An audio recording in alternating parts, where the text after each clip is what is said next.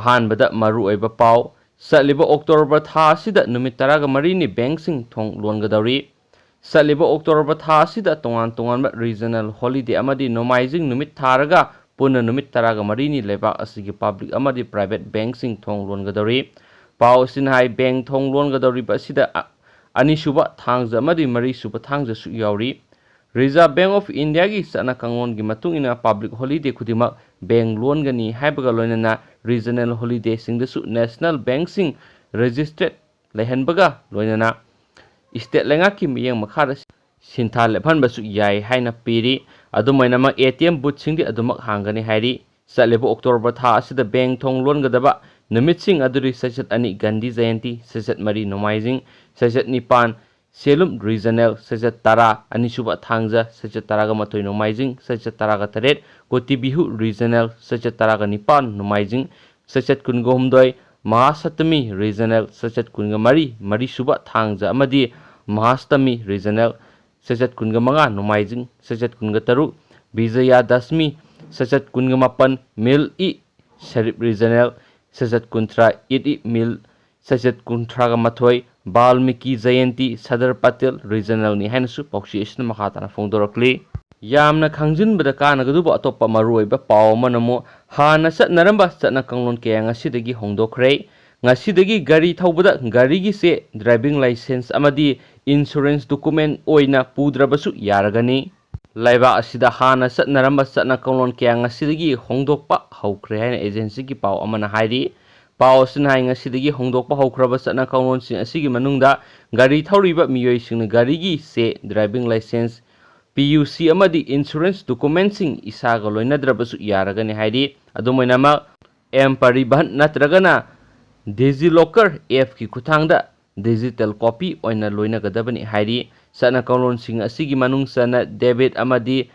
credit card ꯁꯤꯖꯤꯟꯅꯔꯤꯕ ꯂꯩꯕꯥꯛ ꯑꯁꯤꯒꯤ ꯃꯤꯑꯣꯏꯁꯤꯡꯅ ꯏꯟꯗꯤꯌꯥꯒꯤ ꯋꯥꯡꯃꯗ ꯄꯦꯃꯦꯟ ꯇꯧꯕ ꯌꯥꯔꯒꯅꯤ ꯍꯥꯏꯅ RBIꯒꯤ ꯑꯅꯧꯕ ꯀꯥꯡꯂꯣꯟ ꯑꯃꯅ ꯍꯥꯏꯈ꯭ꯔꯦ ꯑꯗꯨꯃꯥꯏꯅꯃꯛ ꯀꯥꯔꯗ ꯍꯣꯜꯗꯔ ꯑꯗꯨꯅ ꯑꯈꯟꯅꯅ ꯃꯁꯤꯒꯤꯗꯃꯛ ꯃꯔꯤ ꯂꯩꯅꯕ ꯕꯦꯡꯛꯁꯤꯡꯗꯒꯤ ꯑꯌꯥꯕ ꯂꯧꯒꯗꯕꯅꯤ ꯑꯃꯗꯤ ꯀꯥꯔꯗ ꯌꯨꯖꯔꯁꯤꯡꯅ OPT in ꯅꯠꯇ꯭ꯔꯒꯅ OPT out ꯁꯔꯚꯤꯁꯀꯤ ꯈꯨꯠꯊꯥꯡꯗ ꯔꯦꯖꯤꯁꯇꯔ ꯇꯧꯗꯨꯅ ꯇ꯭ꯔꯥꯟꯁꯦꯛꯁꯟꯒꯤ ꯄ꯭ꯔꯣꯁꯦꯁ ꯇꯧꯒꯗꯕꯅꯤ ꯍꯥꯏꯔꯤ ꯍꯦꯜꯊ ꯏꯟꯁꯨꯔꯦꯟꯁꯀꯤ ꯑꯣꯏꯅꯁꯨ ꯆꯥꯎꯅ ꯑꯍꯣꯡꯕ ꯀꯌꯥ ꯂꯩꯔꯦ ꯃꯁꯤꯒꯤ ꯃꯅꯨꯡ ꯆꯟꯅ ꯍꯦꯜꯊ ꯏꯟꯁꯨꯔꯦꯟꯁ ꯄꯤꯕ ꯃꯇꯝꯗ ꯑꯅꯥꯕ ꯂꯥꯏꯑꯣꯡ ꯑꯃꯗ ꯍꯦꯛꯇ ꯄꯤꯗ꯭ꯔꯦ ꯑꯅꯥꯕ ꯂꯥꯏꯑꯣꯡ ꯃꯁꯤꯡ ꯍꯟꯊꯈ꯭रे ꯑꯅꯥꯕ ꯑꯗꯨꯒꯤ ꯀꯟꯗꯤꯁꯟꯒꯤ ꯃꯈꯥꯗ ꯄꯤꯔꯒꯅꯤ ꯃꯦꯟꯇꯦꯜ ꯍꯦꯜꯊ ꯖꯦꯅꯦꯇꯤꯛ ꯗꯤꯖꯤꯖ ꯑꯃꯗꯤ COVID-19 ꯒꯨꯝꯕꯗ ꯆꯥꯎꯅ ꯍꯦꯜꯊ ꯏꯟꯁꯨꯔꯦꯟꯁꯅ ꯀꯣꯟꯁꯤꯜꯂꯒꯅꯤ ꯍꯥꯏꯔꯤ ꯄꯦꯀꯦꯠ ꯌꯥꯎꯗꯅ ꯑꯊꯨꯝ ꯑꯍꯥꯎ ꯌꯣꯜꯂꯤꯕꯁꯤꯡꯅꯁꯨ ꯄꯣꯠ ꯑꯗꯨꯕꯨ ꯁꯤꯖꯤꯟꯅꯕ ꯌꯥꯕꯒꯤ ꯃꯇꯝ ꯅꯤꯡꯊꯤꯅ ꯈꯪꯍꯜꯂꯒ ꯌꯣꯟꯒꯗꯕꯅꯤ ꯍꯥꯏꯅ food safety and standard authority of ꯏꯟꯗꯤꯌꯥꯅ ꯑꯀꯟꯕ ꯋꯥꯐꯝ ꯊꯝꯈ꯭ꯔꯦ ꯄ꯭ꯔꯙꯥꯟ ꯃꯟꯇ꯭ꯔꯤ ꯑꯖꯋꯥꯂꯥ ꯌꯣꯖꯅꯥꯒꯤ ꯃꯈꯥꯗ ꯆꯥꯛꯊꯣꯡ ꯒ꯭ꯌꯥꯁ ꯂꯦꯝꯅ ꯄꯤꯔꯝꯕ ꯑꯗꯨ ꯉꯁꯤꯗꯒꯤ ꯑꯣꯏꯔꯔꯣꯏ ꯍꯥꯏꯅꯁꯨ ꯑꯅꯧꯕ ꯆꯠꯅ ꯀꯥꯡꯂꯣꯟ ꯑꯁꯤꯗ ꯌꯥꯎꯔꯦ ꯍꯥꯏꯅ ꯄꯥꯎꯆꯦ ꯑꯁꯤꯅ ꯃꯈꯥ ꯇꯥꯅ ꯐꯣꯡꯗꯣꯔꯛꯂꯤ ꯑꯇꯣꯞꯄ ꯃꯔꯨꯑꯣꯏꯕ ꯄꯥꯎ ꯑꯃꯅ ꯑꯃꯨꯛ ꯍꯥꯏꯔꯤ ꯃꯌꯥꯝ ꯃꯍꯩꯔꯣꯏ ꯑꯃꯅ ꯁ꯭ꯀꯨꯜꯒꯤ ꯇꯦꯕꯜ ꯆꯧꯀ꯭ꯔꯤ ꯊꯨꯒꯥꯏꯔꯒ ꯃꯤꯡ ꯆꯟꯕꯗ ꯁꯦꯜ ꯍꯦꯟꯅ ꯂꯧꯔꯦ ꯐꯨꯕꯤꯔꯦ ꯍꯥꯏꯅ ꯃꯔꯥꯜ ꯁꯤꯔꯛꯂꯤꯕꯁꯤ ꯂꯥꯏꯕꯛ ꯊꯤꯕꯅꯤ ꯄ꯭ꯔꯤꯟꯁꯤꯄꯥꯜ ꯍꯩꯔꯧ ꯍꯥꯌꯔ ꯁꯦꯀꯦꯟꯗꯔꯤ ꯁ꯭ꯀꯨꯜꯗ ꯀ꯭ꯂꯥꯁ 12 ꯇꯝꯒꯗꯕ ꯃꯍꯩꯔꯣꯏ ꯑꯃꯅ ꯁ꯭ꯀꯨꯜ ꯑꯁꯤꯒꯤ ꯇꯦꯕꯜ ꯆꯧꯀ꯭ꯔꯤ ꯊꯨꯒꯥꯏꯔꯒ ꯃꯤꯡ ꯆꯟꯕꯗ ꯁ꯭ꯀꯨꯜꯅ ꯂꯨꯄꯥ 50 ꯍꯦꯟꯅ ꯂꯧꯏ ꯍꯥꯏꯅ ꯃꯤꯗꯤꯌꯥꯗ ꯃꯔꯥꯜ ꯁꯤꯔꯛꯄꯗ ꯅꯠꯇꯅ ꯃꯍꯥꯛꯄꯨ ꯑꯣꯖꯥꯁꯤꯡꯅ ꯐꯨꯕꯤꯔꯦ ꯍꯥꯏꯅ ꯑꯣꯖꯥꯁꯤꯡꯒꯤ ꯃꯊꯛꯇ ꯃꯔꯥꯜ ꯁꯤꯔꯛꯄ ꯑꯁꯤ ꯇꯁꯦꯡꯅ ꯂꯥꯏꯕꯛ ꯊꯤꯕꯅꯤ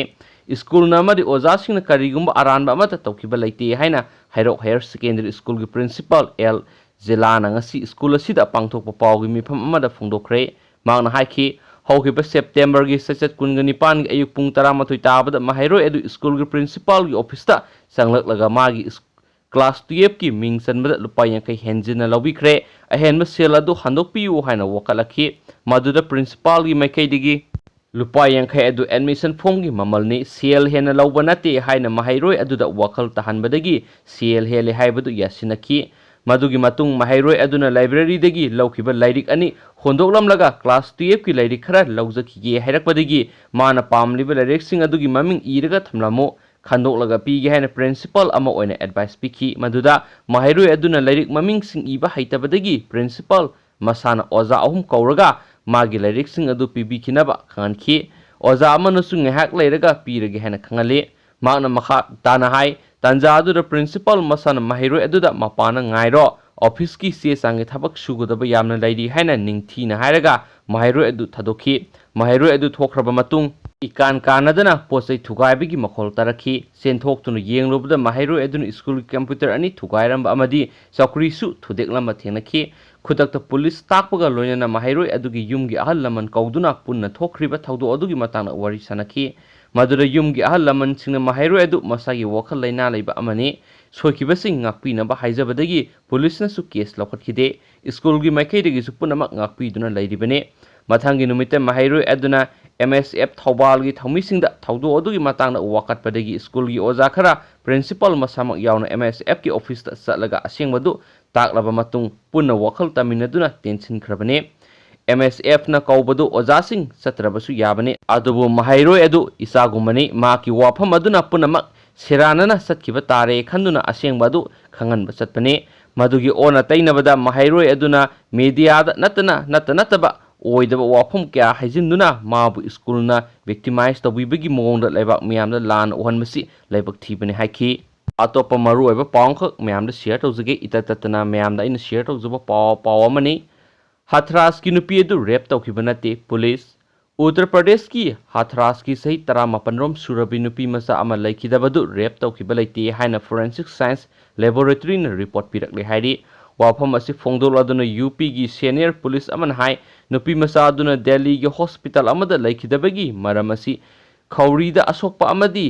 trauma gani oigani forensic na pirakpa reporter rape tawkhi habagi khudam amata phangde miyamna lana irang sakat pigano haina su makata na phongdorakhi atokpa maru oiba paw manamo Rahul Gandhi amadi Priyanka Gandhi police na detain tawkhre laiba asida Narendra Modi natana kana amatana satpagi ayaba laitrabara Rahul Gandhi laiba asida Prime Minister Narendra Modi khak natana kana amata ningtamna satpagi ayaba laitrabara haina Congress ki lusingma Rahul Gandhi na hangkhre wang asi Delhi dagi Uttar Pradesh pawa miyam goloinana famlanabagi case ta laikhidrabi amagi haksang police na hingda poloikhiba adugi matangda imung manungo unanaba lakpagi lambida police na lathi charge tawba amadi inbada phongdokhibane mangna hai police na phari basic kari maramgino makoina tongduna lakpa gari sing adu police na khamadagi khongna lakpane misam amana lambida khongna satpada akaiba leibara haiki lusingba sigi khongsat asigi mangoinana UP gi administration ngasi ayuktagi miyam punba thingba amadi Barricade sing sizinaduna border singda COVID-19 virus ki yenglaga khajinki adumoinama UP gi Hathras ki thaudokpu yaningdaba phongdoktuna Congress party amadi Samjawadi party bu semgatpa singna paksana khongjang sangsinki police ki thawong asi Gandhi sing sanghandanaba thausil ne hana Congress na maral si ri hana pauksi isna makatana phongdorakli ngasi nungdairam go eba maru eba pauksi matang sa lusinjaragi aduga hayeng ayuk muk mayam sui chuidana update tawjaraki ana onobo pau purakana mayam adu hongai minersi and thank you